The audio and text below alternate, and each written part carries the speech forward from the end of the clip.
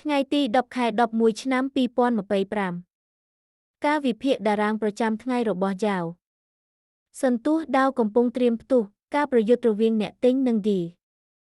សន្ទុះដាវបានបើកនៅ47,180ដោយមានម៉ូបនៅ47,028និងសូចនាករខ្សែនិង Cash បង្ហាញសញ្ញាឡើងវិញ bullish ជាមួយនឹង pivot មួយនៅ45,930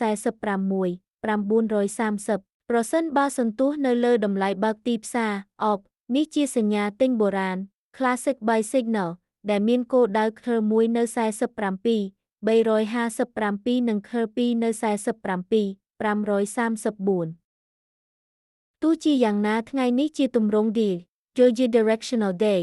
ដែលជាធម្មតាបង្ហាញពីភាពប្រែប្រួលខ្លាំងនិងចលនាទូលំទូលាយប្រសិនបើសន្ទុះធ្លាក់ចុះក្រោម up តំបន់គាំទ្រដំបូងគឺម៉ូប47,028បន្ទាប់មក curl មួយ47,003ដែលស្របនឹង MA 30 45,997និង Kcb 45,992បើបំបែកចុះក្រោមតំបន់នេះបាននឹងអាចធ្វើឲ្យតម្លៃធ្លាក់យ៉ាងលឿនទៅកាន់ pivot មួយនៅ45,930ទីផ្សារកំពុងកើតឡើងសម្ពាធការបំបែកថ្ងៃនេះអាចកំណត់អារម្មណ៍ទាំងសប្តាហ៍